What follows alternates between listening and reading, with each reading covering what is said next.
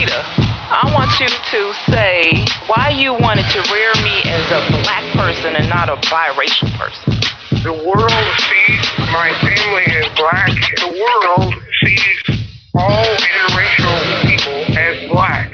In order for you to survive with credibility and expertise, you need to understand that the world sees you as black, so you must get used to that definition because it's going to be carried with you wherever you go. When people see other people, the first thing they see is color. If you have been classified as non-white, anybody who has color in his or her skin is born in a prison system called the system of white supremacy. You got to have your own philosophy. You can't use somebody else's philosophy to win your freedom. You want your freedom, and you strike out because Africa is the homeland. Africa is freedom. This is how you find your freedom. How you doing?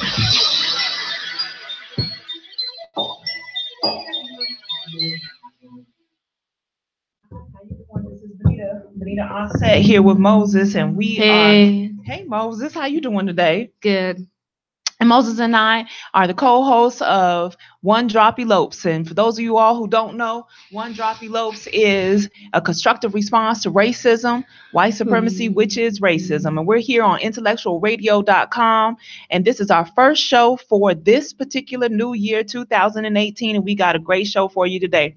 We have our brother Zalani Yaba on, and I'm going to introduce him in 1 second. I just want to let you know that One Drop Elopes, for those of you who are unaware, like I said, is a constructive response to racism. I've created the concept because since I was about 8 years old, I have been wanting to fight and a warrior for trying to replace the system of racism with the system of justice.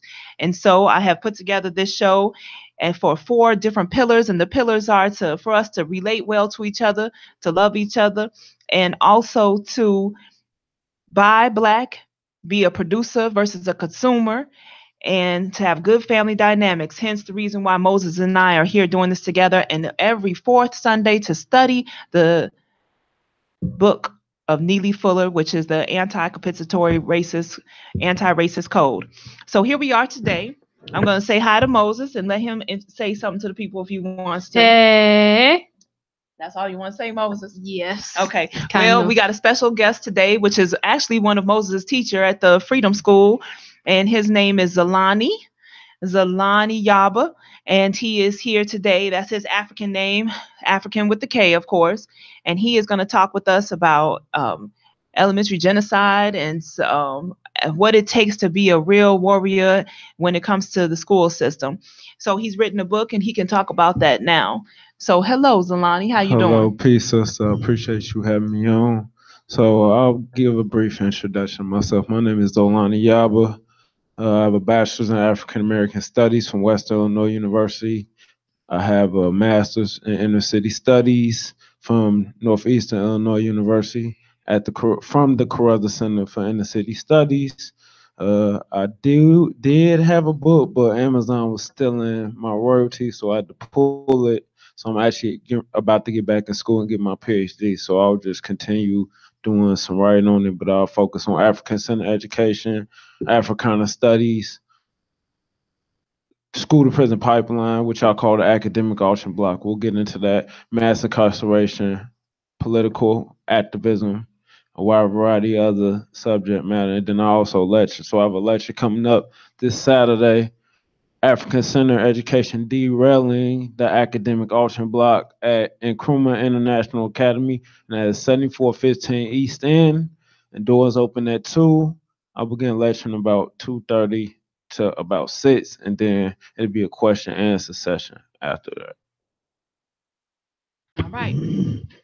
So now that we know a little bit more about you, why should we interview you? What is it about you that is just so amazing that the people need to know, or that can help the people better understand this struggle, this fight that we in? So I come out of a warrior class of scholarship, African Center scholarship. I'm trained by students of some of the master teachers. So students of Dr. John Henry Clark, students of Jacob H. Carruthers, students of Dr. Maureen Bonny, students of Dr. Francis Cress Wilson, a wide variety of other scholars, students of Dr. Amos Wilson, which has a greater influence of me, uh, influenced by the African centered warrior scholars such as Bob Baruti in Atlanta. Uh, I work with Brother Marcus Klein as far as African centered education goes, in the process of starting my own school. And I lecture, I do a wide variety of things, but I also do community work and do work on the streets with youth and do like rites of passage, not only inside the schools, but also in the community as well. Okay, so basically, you're a really hard worker and you're a warrior for the people. You're a Mhm. trooper, you're a soldier, and we appreciate everything that you have to do. Thank you. And the fact that Moses, this is your teacher. Is there anything you want to ask him? Is there anything that pops in your head that you say, "Oh man, I really want you to share this with the people because you were such a good teacher for us"? What was my grade in my class? So he wants to be silly. He wants to ask what his grades are, why he had those grades. No, I have done that. Oh, you don't have anything to ask him at this No. time? Okay. All right. Well, let's get started. Tell us about the book that they pulled off of. I pulled it. Oh, you pulled it. Okay, the Yes. book that was on Amazon that was getting mistreated. What was some of the things in that book that maybe you would like to share with the people? Breaking the bondage of the academic auction block is a African centered perspective on the school to prison pipeline. So I lined up the prison system and the school system into a chart or a diagram. So the principal is the warden. The teachers are the corrections officers. The classroom is the cell block. School security and police are SWAT. The cafeteria is the mess hall. And if there is recess time, that's the yard. Food in the cafeteria is the same as the food in prisons. And also, lastly, in school suspension is solitary confinement.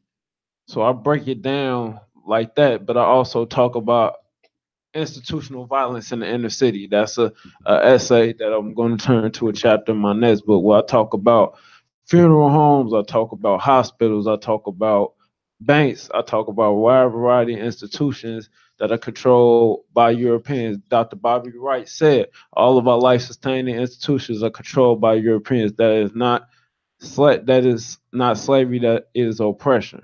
So we have to look at we're under a system of oppression. I have this idea called transitioning the white savior complex to the oppressor savior complex. We have more than one oppressor, more than one enemy. And we also have to include Negroes that work on behalf of the system. Negroes and Negrettes, as Baba Rudy talks about in his book Negroes and other essays. So we have to break down and analyze what our issues are, unbiased, but also come from an African-centered approach to everything that we do. Okay. So one of the things when you started giving the diagram, when you started saying that we are the correctional officers and you aligned it to prison. I work in the school system, and one of the things that I noticed as an adult being in the school system, I didn't notice this as a child, but one of the things I noticed as an adult is that the school did resemble for me a prison system. Like, for instance, everybody has to wear a uniform. Everybody has to get the sit down, shut up treatment. Right. Sit down, shut up. And then everybody has to walk in a straight line. Everybody has to, and it just hit me like a ton of bricks in my early 20s when I started working at the school system. Like, what is public education really truly preparing our students for? And I think it might be different in the urban areas versus in some of the rural areas, because as a child, I grew up in South Dakota. And in South Dakota versus living in Chicago, it was very different, the school system. So I think when it's around their schools versus being around our schools, it's a whole different picture. See what I'm saying? So I completely agree with you as far as that. Like, I could touch on my experience. I'm a product of special education. from 7th to 12th grade. I had teachers tell me I wasn't going to amount to anything. My mother was actually able to fight for me. But I seen a lot of my friends drop out of school and were encouraged to drop out by European social workers that are women. And for the most part, from what I know, is they encourage not only to drop out, but they also encourage you to enlist in the military as well. So it's like a large variety of miseducation. My mother never allowed the school to put me on meds, but most people that don't know what, as far as medication, the same meds that you get in special ed is no different than what you get on the street. So you're already conditioned to submit. So when you go to the street, it's easy to transition to a drug because your body is conditioned to have it. So it's like the self destruction is very it happens quite often, but a lot of parents are a product of the same miseducation that the child is receiving. So if you look at the way that schools are set up, they're set up like prison and slavery. So the auction block, this is why I call it the auction block. It's like you're preparing our children to go to prison, go in the front door, out the back door. Malcolm X said only a fool will let the enemy teach his children. You know, so we gotta teach our own children. Start at home. African centered education doesn't have to be just in the school. It could be in the community. It could be in your household. So even if your child is in public school, talk to them while they having breakfast. Talk to them after school. Ask them how their day is going. I've seen a lot of educators from after school programs. As soon as the students come in, they don't even ask them how their day is. They say, "What you have for homework?" As opposed to seeing how the day went. Building that relationship with them, because you won't be able to teach a child if you don't have that relationship with them. You could be one of the best educators in the world, but if you don't have that behavior and management or classroom management down pat, everything goes out the window. I'd rather spend 3 months, 6 months on classroom management than I can implement anything I want to do as far as curriculum goes. Right. I've heard good teachers say that they have to spend at least the first 3 weeks just building a relationship and teaching classroom Yes. management. At least the first 3 weeks you spend on that. Hmm. And like you said, relationship is very important. And the other thing is being specific about asking those questions. Like you can't just say, "How was your day?" because the typical instant response is, "All right. What'd you learn today?" "Nothing." Yep. Just like with Moses just now, I said, "Was there anything you want to ask your teacher?" No. So, you got to be more specific. Like maybe had I And I said, think because he see me 5 days a week, like he asked me any everything he want Okay. at the school, so it's probably he don't have a question. You have any questions? No. Moses has a lot of respect for you, absolutely. So we have on Facebook. Thank you so much for those of you all who are tuned in and on Facebook and listening in. And we have on Brother Zachariah who said, he's appreciative that I moved the camera so that he can see you. But he also was like, "Man, I would love to get a copy of the book because of the parallel breakdown that I'm you actually described." about to get back in school, so I'm working on getting a PhD in community psychology. So I'm a trained social scientist. So I'm a anthropologist, a historian, and political scientist. So I want to go specialize in another social science. So it will make me more well versed in giving a strategic, expertise or perspective for the community. So along the lines of Dr. Amos Wilson, Dr. Francis Cress Wilson, Dr. Bobby Wright, Dr. Naeem Abba, Dr. Wade Nobles, Dr. Aisha G. Hilliard III. So I look at it from a psychological perspective, like a psychocultural, and I give a socio-cultural analysis or breakdown theory to a level where the community can understand, or also children. So I teach pre-K through 12th grade. Also, I teach adult education. Uh, and going through some struggles right now where I'm being attempted to be railroaded from academia by older scholars that are what you call Afrocentric. So there's a difference. Let's break this down. There's a difference between being Afrocentric and African centered. Afrocentric is a European construct, because why are there only and it's no how is the only HBCU with the African Studies program, and that's only the master's level. There's no HBCUs with a PhD in African Studies, or African American Studies. Most of the schools are funded, HBCUs and black schools are funded by the Rockefeller family for the most part. And if you're in Chicago, the Rockefeller family is the ones that funded and founded the University of Chicago, which has a 7.5 billion endowment and has a lot of property. They also have their own police force as well. So, Can we go back for a second? You were saying the difference between the African with a Af- K yeah, and then the African centered, yeah, Afrocentric. Afrocentric. So break that down for me, bro. What's the difference between the two?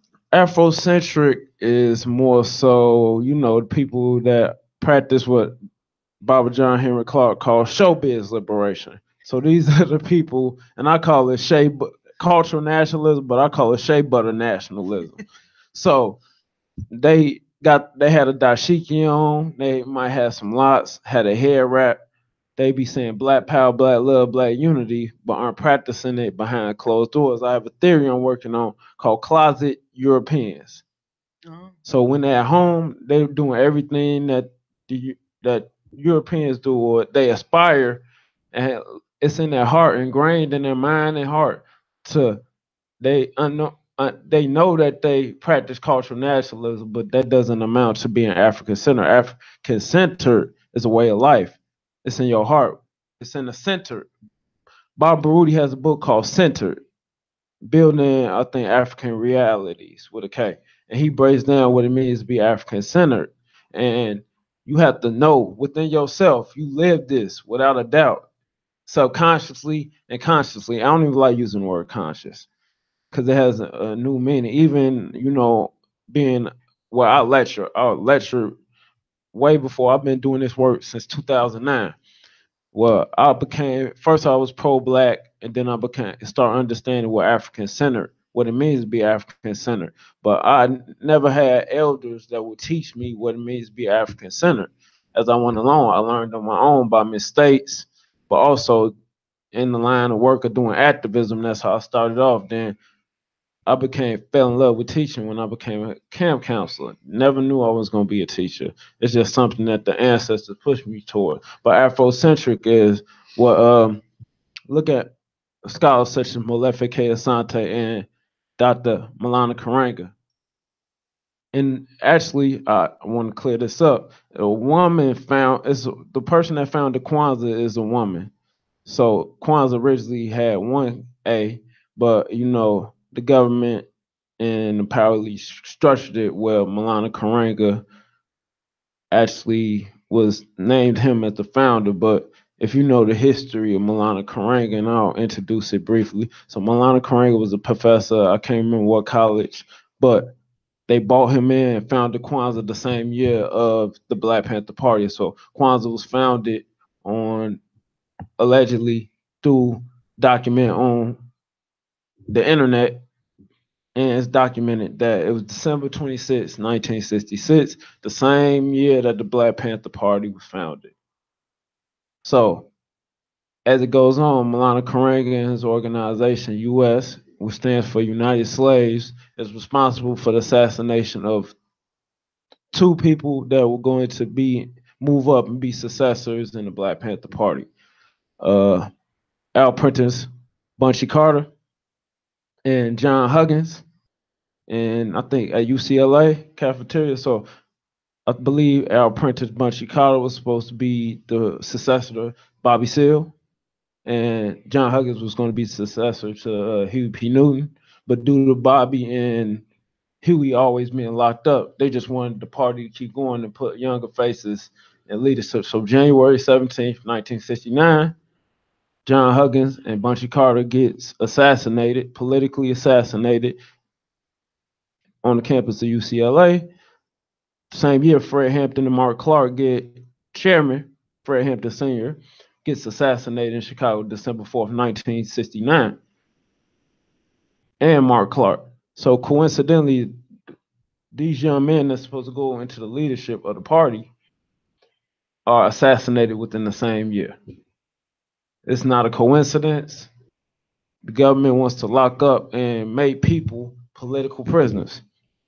So you're kind of tying all of this together, like the Afrocentric and the African centered. Mhm. And when one is only participating in Afrocentric type philosophy instead of an African-centered philosophy, then they can end up being part of the they end up cooperating with white supremacy, racism instead of resisting it.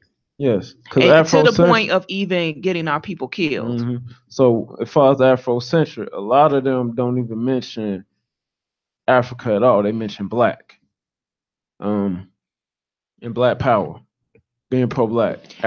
African-centered, we switched the C to a K. And most books that are written, even with a C with African-centered, is still like really not moving towards being.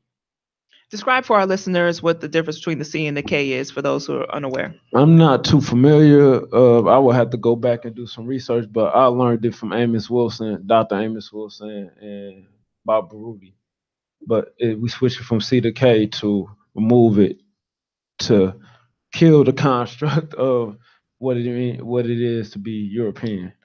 Get that out of our minds. Try to cleanse your minds from being Eurocentered. I think it was actually originally supposed to be a K too, right? I can't like recall. way back in the day. Historically, we could be wrong. If somebody on Facebook I would have to go do research. I'm African-centered. Well, I don't really talk about Kemet. If you want to go read about Kemet, you could go read books. I'll talk about what's happening right now.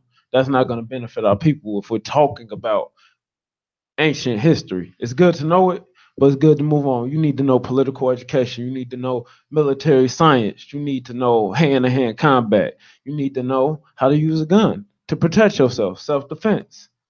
So it's important to teach these things to our children because we are at war. I'm a warrior. The root word in warrior is war. Okay. Yeah, the root word of warrior is war. And so many of our scholars have said that we have to absolutely recognize and understand that we are in the midst of a war. We're prisoners of war. Neely Fuller has put it several different ways. He's described it like the white supremacy as a prison system. He's also described it as white supremacy being a religion. He's also described white supremacy as being a huge war over us. And I mean, we are prisoners of that war. Right. And that's the reason why I use the word too. Warrior scholars, warrior people, warrior, hey, warrior, how you doing today? It's we got to get our folk in the mindset of that.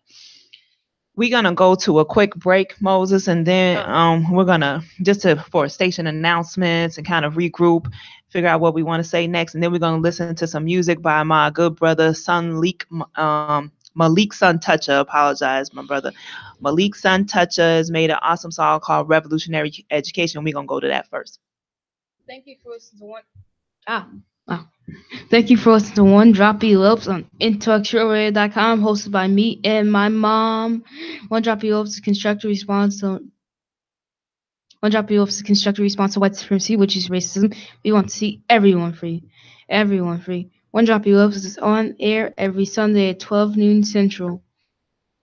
The constructive response to One Drop the chief sponsor for One Drop Elopes is Benita's Homemade Things, where you can get scrumptious cakes, delicious cookies, and colorful hats and scarves. Call in 708-233-8953, 708-233-8953 to share your thoughts and opinions. Now back to our show. World turns and turns, machine grows and grows. When will the madness stop? Nobody knows, light in the fire. Revolutionary education, breeding happiness, not emptiness and frustration.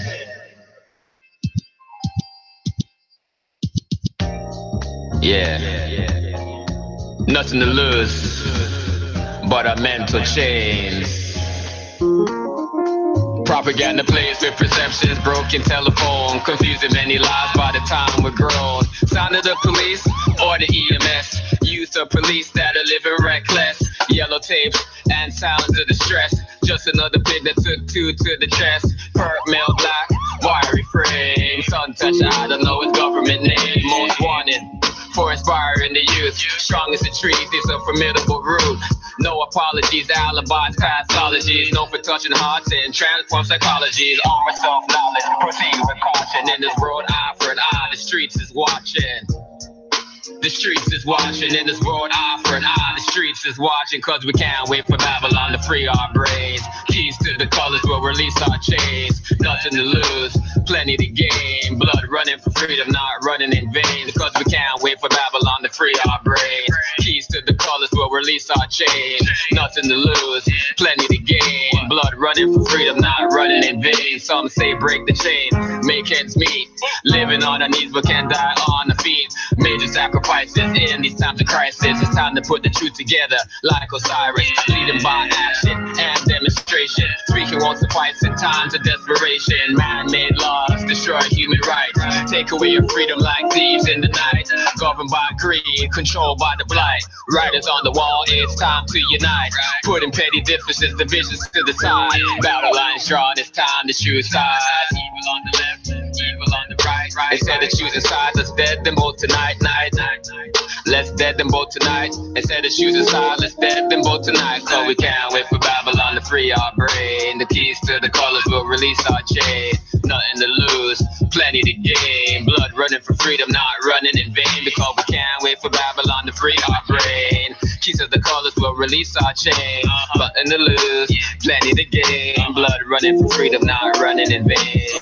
We can't wait for Babylon. You know we can't wait for Babylon to free our brain. Blood running for freedom, not running in vain. Cause it's Babylon, they Babylon, yes, it's Babylon, they Babylon, in Babylon, yes, you know, they Babylon, in Babylon, yes, you know, they're not young, cause they Babylon, yes, they Babylon, yes, they Babylon, cause I can't wait for Babylon to free my brain. Hello, hello, hello. We are back on One Drop Elopes here on IntellectualRadio.com, and we are with my good warrior scholar brother Zolani Yaba. Okay, all right. Zolani is a good friend of mine, but also a teacher at my son's school. One of the I should call him a professor at my son's school. And my son's over here smiling and laughing. He's all excited.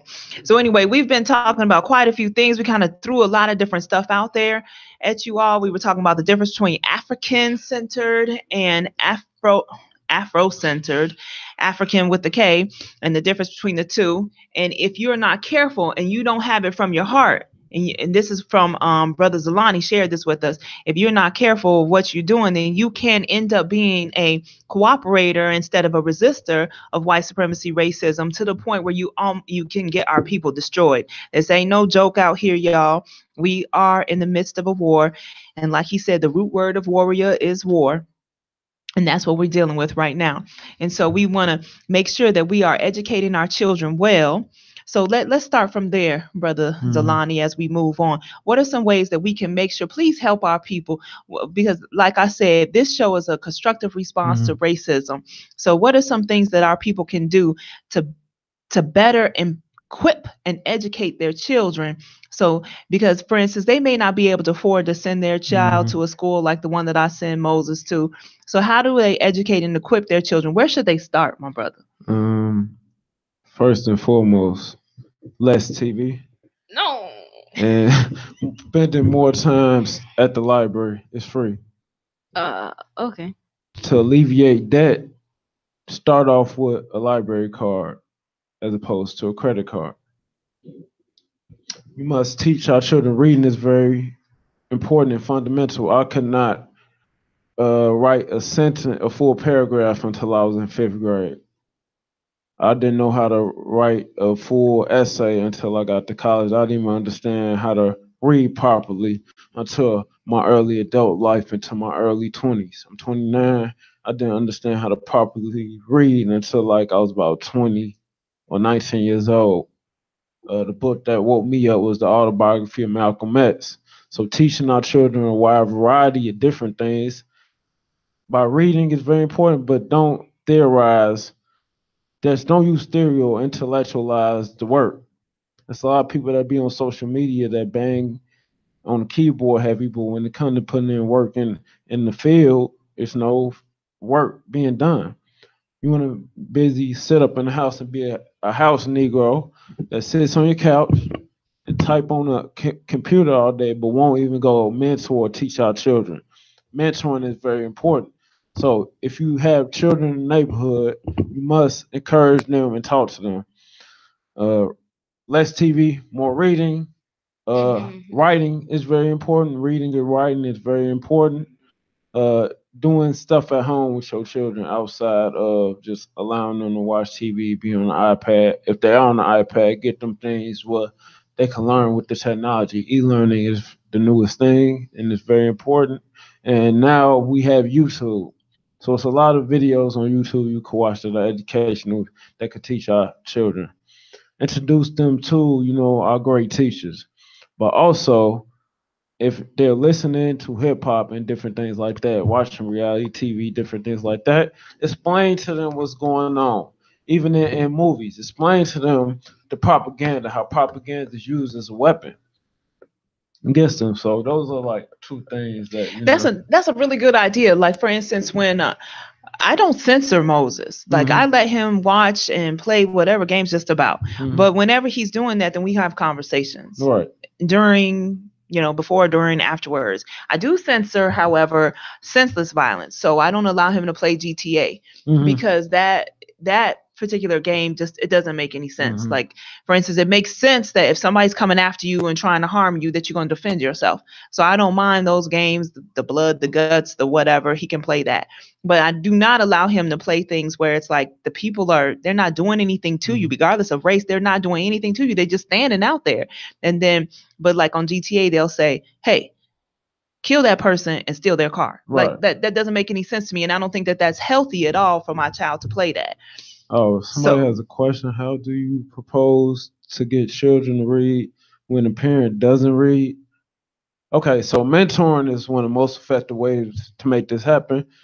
Take an hour minimum, 30 minutes a week to mentor. As many programs is doing it, and just encourage them, find out what their interests are. That's the easiest way. He's saying, what if the parent doesn't even know how to read? I mean, it's easier. You could. Is what Frederick Douglass said. It's easy. I think he said. I'm paraphrasing. It's easier to repair a child than it's easier to repair a child than to repair a broken man. So it's easier to reach and teach children at an early age. So you have to catch it early, and just encourage them. Reading is important. Like giving them like even like a magazine or something, and then you could read it with them, and then you take turns reading. So I would say that if a parent does not know how to read, I've met many parents who do not know how to read, and their children are in school learning how to read. And if that particular parent still wants their child to grow up to be a warrior, or even to teach them and educate and equip them to be warriors now, I think a good idea would be for them to say, hey, son or daughter, I do not know how to read, but you will learn how to read, and we're going to learn this together. That might be idea number one. Or maybe idea number two could be like you're saying, Zalani, just put in front of the child things of interest. Or showing them action. Like maybe a comic book or something, is what you're saying. I was gonna say, and children watch you and they'll try to emulate. If they really look up and respect you, they're gonna try to, if not emulate or imitate any and everything that you do. I have children that I work with outside the school. Every time they see me, they always want to go with me. They was like, what school you work at? I want to go there. So just talking to them and reaching out to them. Like even when I take my students to the park, it's students that see me interacting with other children. It's like, for me, for one, it's not a lot of black men in the household. And two, it's rare that you see a positive black image of African, unapologetic African manhood. It's rare. So when children see that type of like image to them, they always see negative image. Our children are been conditioned to see black men, for one, being killed, or two, lynched, killed, going to jail. It's like it's normalized.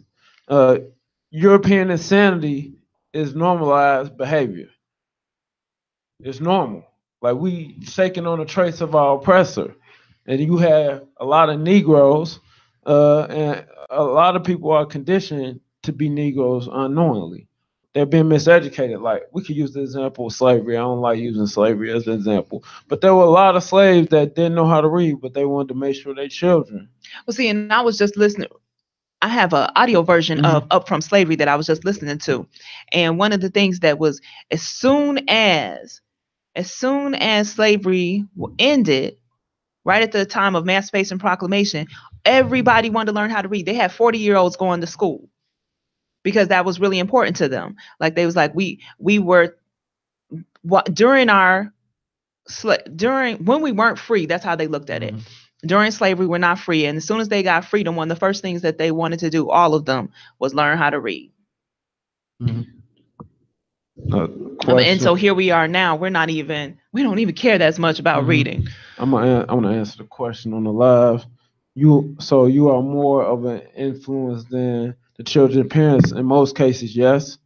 I'm looked to as an elder in the community. Even my elders greet me as Baba. Even though I'm very, very young, I don't really like being called that, but the ancestors have called me to do this work. So I do have more of an influence, not only on you, but adults also. I do adult education as well. So one of the things I'm about to start my own after school program and Saturday school program and an African Center Rites of Passage program. It'll be an African Center school, but I'll be doing adult education courses where I'm teaching parents how to better solutions on how to educate their children, educators, teaching curriculum, a wide variety of different things. But I also will in the afternoon and evening be teaching children how to do basic things such as industrial and technical skills, such as working with your hand, how to pick up actually different trades and different things like that in the after school space. Like a modern day Booker T. Washington. Yeah, we want to have an African centered version of what Tuskegee once was. And, I'm using Booker T's model to implement in, more urban or, inner city area. It's very important we learn trades because I could have all the degrees in the world. They could still won't mean nothing if I'm not physically showing my work. And also, self-defense is very important. Swimming. It's a lot of our people don't know how to swim. And as far as military strategy, the U.S. military has the Navy. They have Navy SEALs that come out the water. They had the Air Force that comes out there. They had the infantry or the Marines that's on the ground. So we have to start learning and study in military science and understanding we are at war. There's no other way to put it. So you are either going to keep praying or be the prey. So be praying while they pray on us. Yes, and I will be educating parents. Yeah, we got to pray with our feet, like Frederick Douglass said. You got to put boots on the ground. Get your boots dirty. I'm in the mud. Right, exactly. We have to use all four elements too, like you said, the earth and the wind and the water. That was a very good example. I appreciate that. And surprise? And what else? Surprise. What's surprise? Surprise. Like, surprise. Oh, like use the element of surprise? Surprise. Right. The element of, and I think what I'm hearing you say, Moses, is that we have to be ready and equipped for what we know and ready and equipped for what we don't know. Playing chess. Okay, we're going to go to another break for station announcements and identification. Go ahead, my son Moses.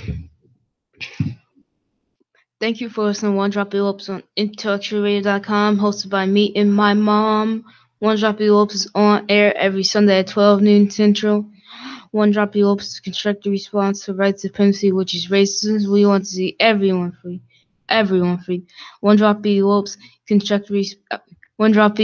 chief sponsor is Beniz Homemade Things, scrumptious cakes, delicious cookies, and colorful hats and scarves. Call 708-223-8953, 708-223-8953 to share your thoughts and opinions. Now back to your show. Okay, y'all, you're going to hear another one from Sun Toucher.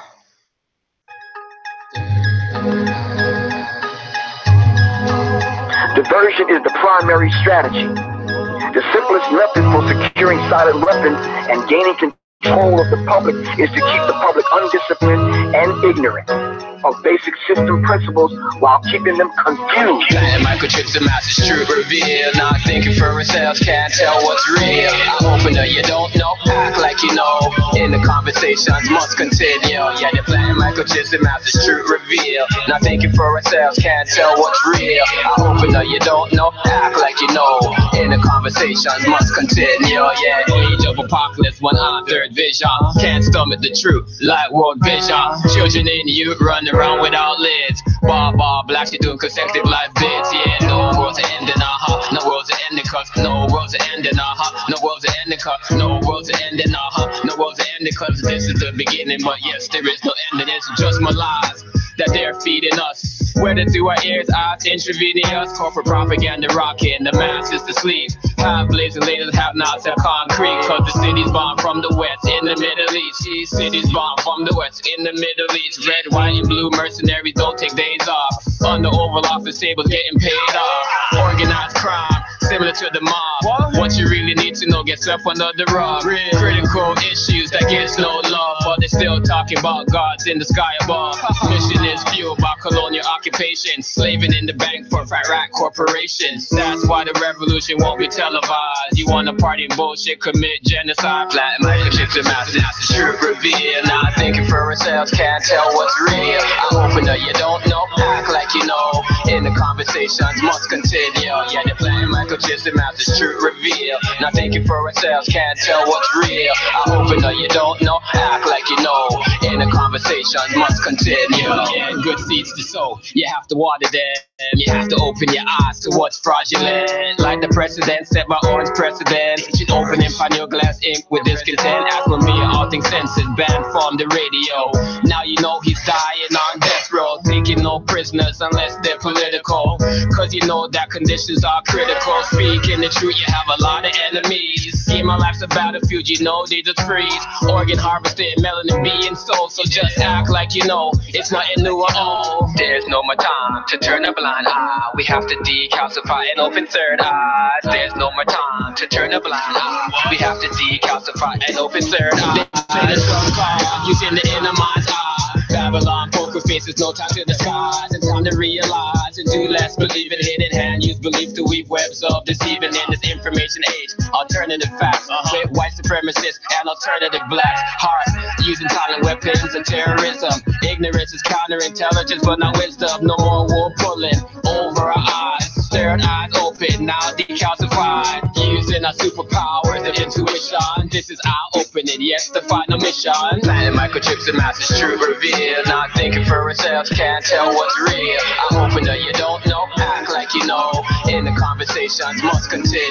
Yeah, they're planting microchips and masses, truth reveal. Not thinking for ourselves, can't tell what's real. I open up, you don't know, act like you know. In the conversations must continue. Confused about gender, confused about religion, confused about politics. It says keep them confused, disorganized, and distracted with matters of no real importance. There's no more time to turn a blind eye. We have to decalcify and open third eyes. There's no more time to turn a blind eye. We have to decalcify and open third eyes.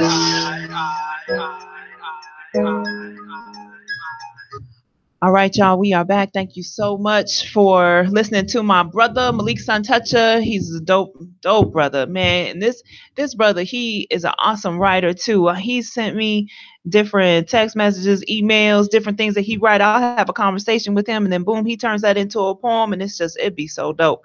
So I really absolutely love his music each and every week. Again, like I have shared with you all on One Drop Elopes, we're going to give you evidence of how there are so many black people coming up out of this basket. You know how they say that black people are crabs in a basket and we're not going to try and help each other get free? That is BS. I do not believe that at all. There are plenty of people doing it. And here on One Drop Elopes, we are going to give you evidence of people who are doing it. Just like we got my brother here today, Zalani Yaba, who is doing it also. So Zalani, we on the break, you and I were talking about how we have the all these different examples in life or in the media that share with us how hard life is for us in this like white supremacist prison system that we in. So share with us one of the examples that you can give us another analogy, so to speak. So one of my favorite movies growing up well, me and my mother's favorite movie is the movie Life with Eddie Murphy and Martin Lawrence. So in it, What's life about? Like, what's it about? okay, so the movie Life is about two black men that are locked up for mass incarceration, given life in prison based upon a white sheriff that killed another black man. And while they're in prison, they try to escape, or while a variety of different things happen. They even have a Negro in the movie. His name is Hoppin' Bob, who's like pretty much one of the. They made him a correction officer to let them know, and there's a couple other black men that serve as the correction officer. So if somebody try to run away, they end up killing, or and they go with them with boss to go capture whoever runs away.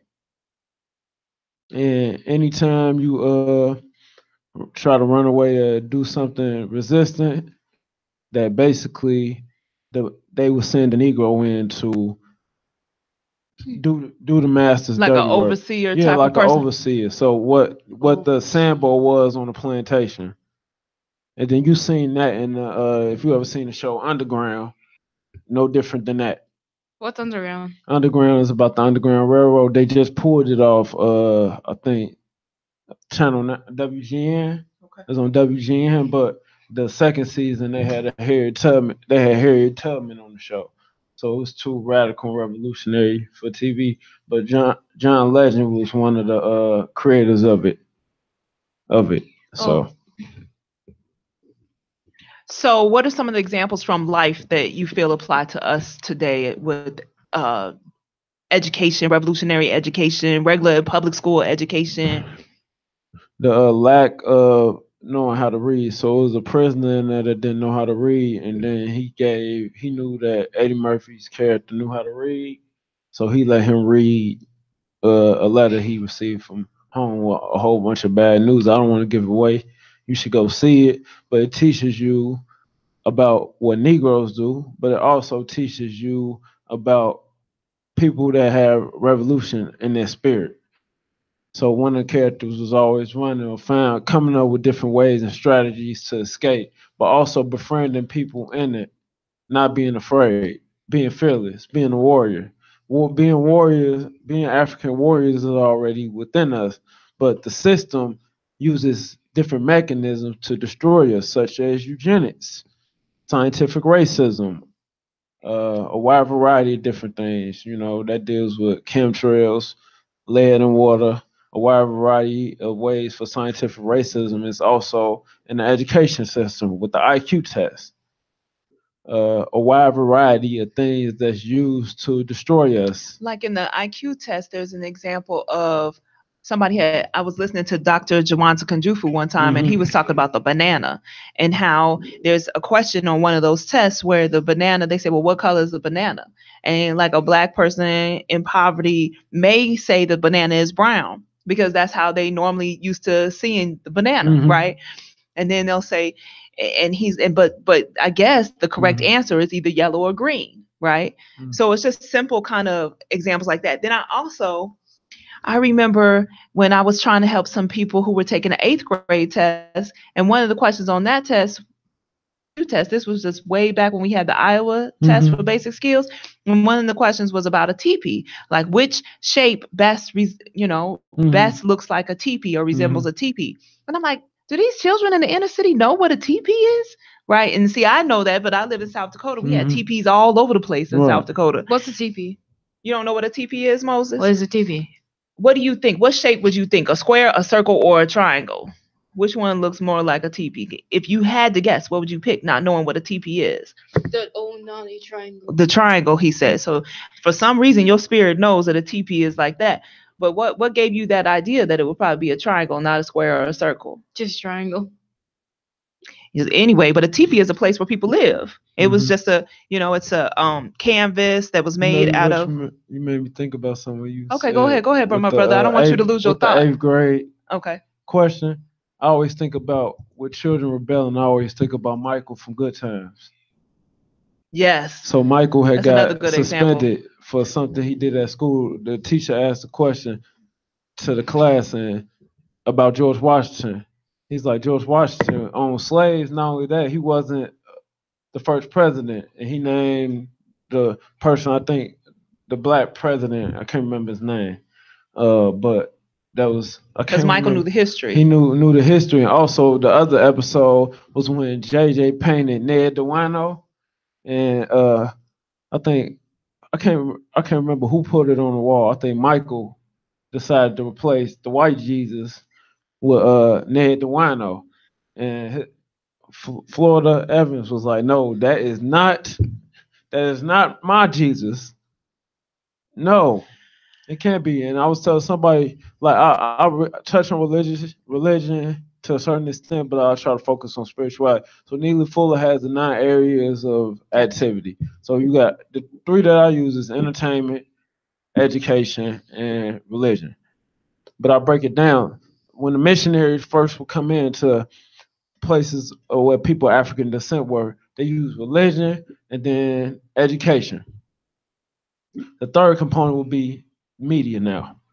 But what happens is they come in and they use military force because in order to implement oppression, you need a military to enforce it. Uh, and what happens is they give they who was it? I can't remember. Was it? But when missionaries come in, they tell you close your eyes. I got a gift for you. Open your hand. You now open your eyes. You got a religious book in your hand, the Bible, the Quran, whatever religious ideology you believe in. It's still a form of oppression. It does not matter. Then with education, it's easier to implement something if you have control of the mind. 5 days a week, our children are pledge of allegiance in public schools. I'm a pledge of allegiance, baby. And on Sunday, you go to church. Most black families go to some kind of religious organization, whether it's Christianity, whether it's Islam, whatever you believe in. But the Arabs was the first people to enslave us anyway. With Islam, then Christianity. So you can have your belief, but remember that you are African or black first. So it don't matter what religious identity you are. When Europeans were putting nooses around our necks, they're not gonna be like Negro, nigger. What religious identity are you? They're gonna you black. That's all that matters. That's right. Absolutely. I remember that being in Hidden Colors, I think, right? Where he said you come they'll come in and you had a spear, then by the time they leave, they got the spear and then you got the Hmm. Bible. Exactly. And then And we had a show a few weeks ago about the black church, whether it's a help or a hindrance to the black community or our African community. mhm. And Moses asked the question. He said, "Hold on, so I'm sitting there in the audience and I'm thinking of revolutionary type ideas, but then the pastor is telling me to stop those thoughts, Mhm. something like that." Do you remember your question, Moses? Yes. You do? Can you share you and our guest that day was Poe, and Poe was like, "Yeah, exactly." But that was if you can remember your question, Moses, you could think about that and come back to us. Poe who? Poe? Poe, you What? trying to say Poe? Remember Poe? Poe Mo was on the show And with us that day. Was like this show like here? Yeah. So you. Oh wait, I have my question. Okay, what was it? Do you remember what he said? But you brought up a really good point, Moses, while we were having the conversation, which basically was about the church is encouraging you not to be a revolutionary, I think is what you were saying. My question was Well, people can always rewind the tape on us. We have some other comments here. Moses, check the clock, make sure we're not going over our 15 minutes. We have we're over at 15 minutes, I think. I don't know why the thing be moving. There we go. But we have a question here. The two main characters in My the question film was were trying to escape the prison. Yeah. my question was if I'm black and black and brown, black, and then they tell us about church.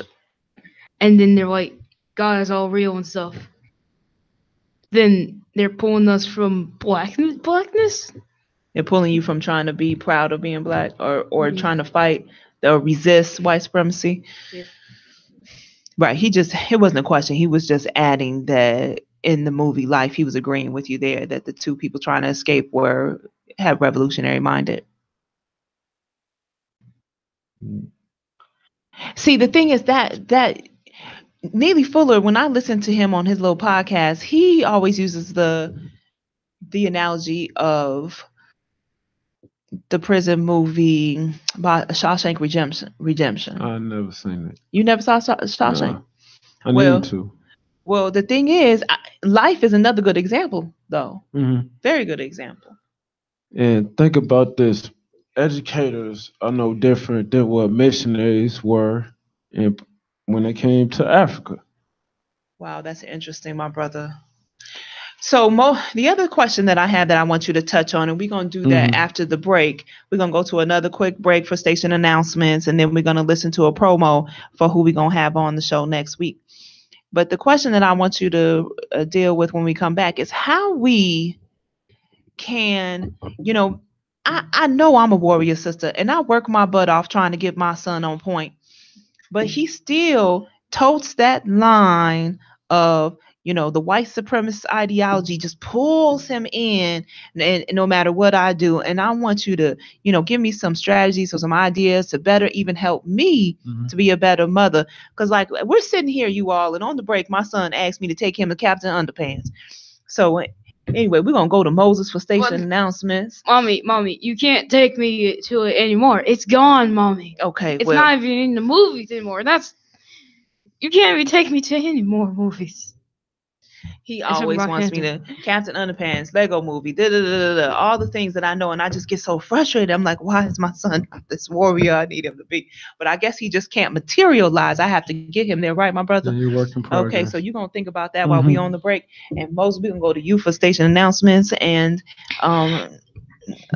identification. Thank you for the One Drop Elopes on IntellectualRadio.com, hosted by me and my mom. One Drop Elopes is a constructive response to white supremacy, which is racism. We want to see everyone free. Everyone free. One Drop Elopes' chief sponsor is Panini's Homemade Things, where you can get scrumptious cakes, delicious cookies, colorful hats, and scarves. Call in 708-223-8953, 708-223-8953 to share your thoughts and opinions. Now back to our show.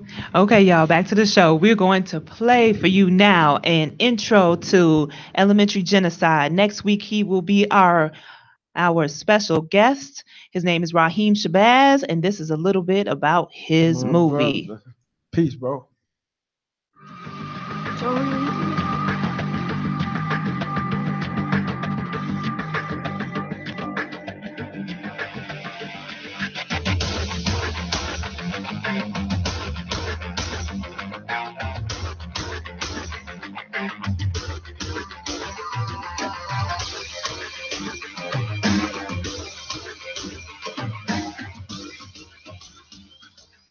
America is a capitalist society. Anything that drives a profit. As long as prisons are big business, America is down with it. Money can drive some people out of their No good. Don't sell your soul for money,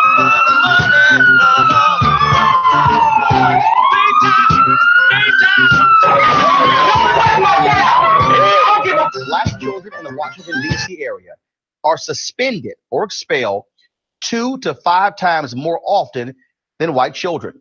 It's a national trend that needs to be addressed. And even with education, there's no jobs. You don't have a choice but to do some dumb shit. The best days in the United States are behind us. They undereducate you. After that, they underemploy you. Even under the president that looks like you. Indicators are telling us that it's headed downhill. You're a walking, talking uranium for these people. You're a stick of gold with mouth and eyes and ears. Most states in America look at the reading level of black boys at the conclusion of elementary school, which is normally 4th or 5th grade, to determine, to predict how many new prison cells they'll need in the next decade. Statistically, if a black boy cannot read by the time he finishes the 5th grade, there's a 75% chance that he will be a criminal by the age of 25. It is the relationship between miseducation and criminology. When you look at instances like New York stop and frisk, when you look at instances like Troy Davis, Trayvon Martin case, which has ignited everyone across the world, you know that racism is alive and well in America. When you look at the prisoners, the majority of us, everything that we aspire to be, everything that conspires against us, typically they meet on it. Black men are being publicly traded on Wall Street the same way you trade sugar, leather, gold, diamonds, just like in slavery. Black men are the raw resource of America. The goal is to get bodies, to get free labor, and to generate money and commerce at the expense of whoever just happens to get caught into the system.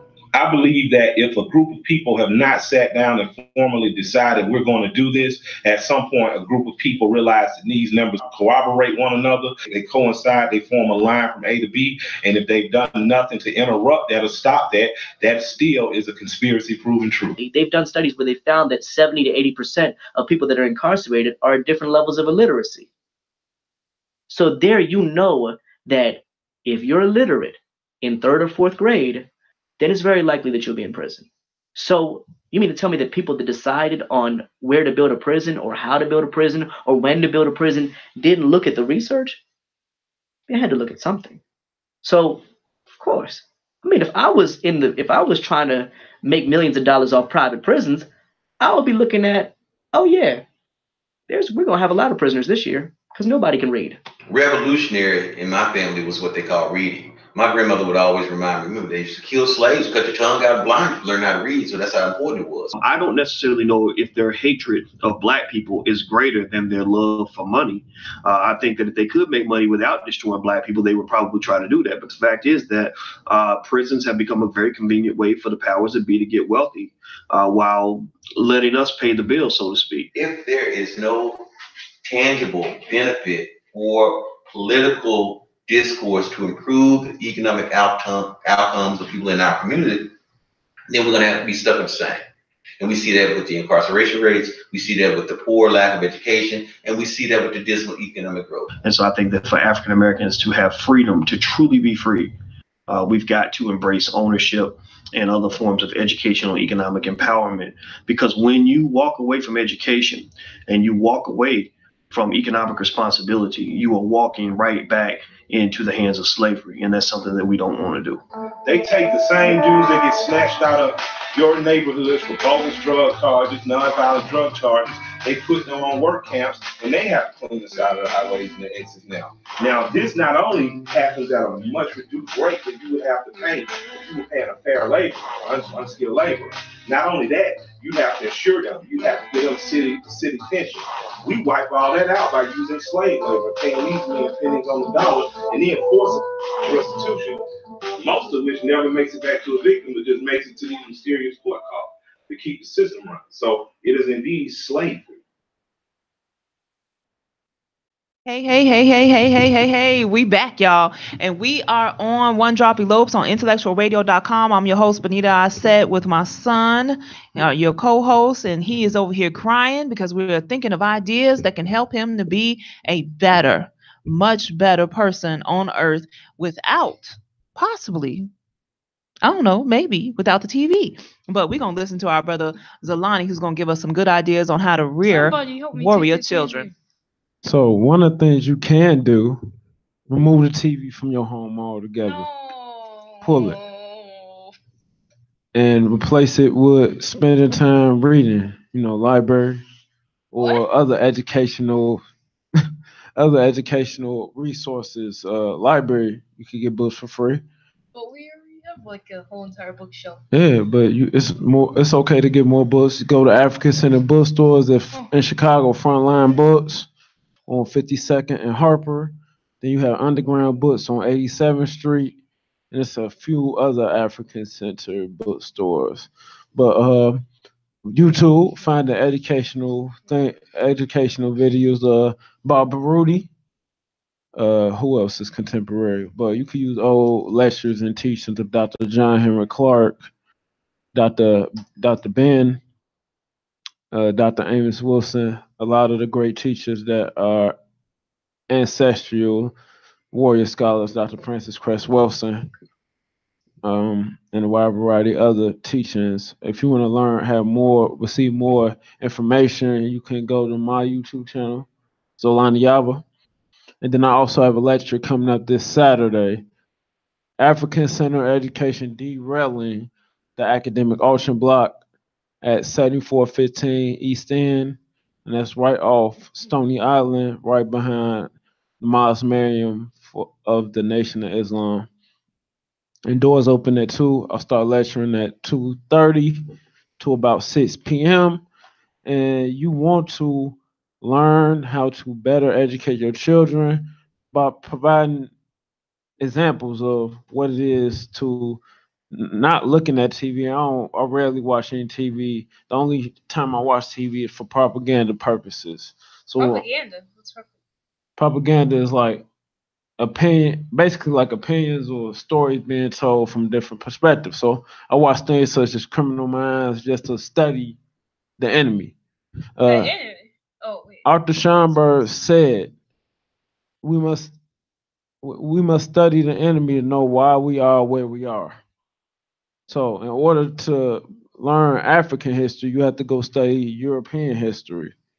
You can't just Africanize everything because that will make your information illegitimate if you keep coming from black lands.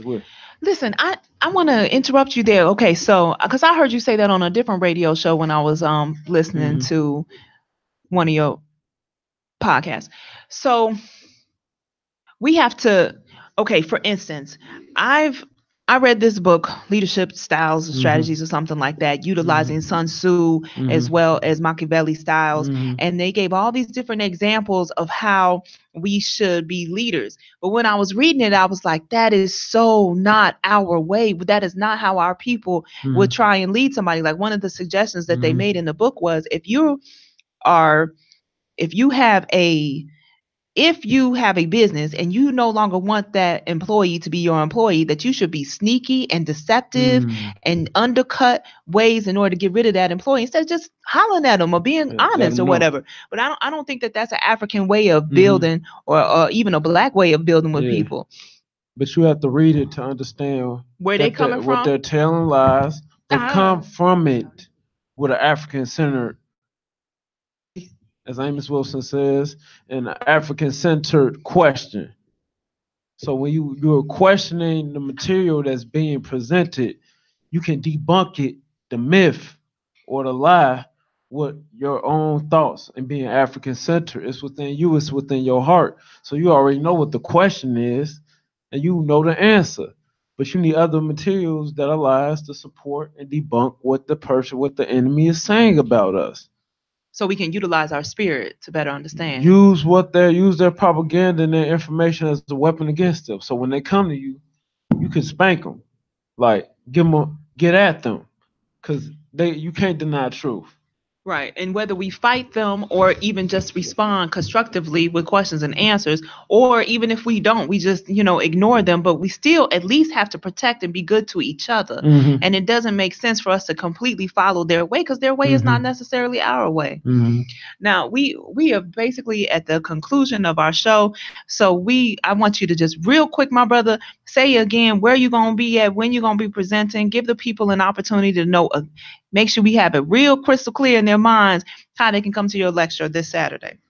This Saturday, January 13th, African Center Education Derailing the Academic Ocean Block, 7415 East End. It's the location. Doors open at 2, and I'll begin lecturing at 2:30 to about 6. There'll be a question and answer session, and this will be my last lecture for a while, and probably like my last interview for a while because I'm getting back in school, so I just need to get focused. And then I'm still working on my first book. So the title of my first book is Re-Africanize, African-Centeredness, the Psychocultural War, and black mental societal destruction of Africanity. And real quick, we got a real quick question on Facebook. I don't know, maybe you can answer that in like less than a minute. How is African knowledge or African studies help us fight white supremacy racism? it's just a lens to understand what we're going through, and you just use it to apply practical application. You could talk all day, but you got to get active in the community, in your local community.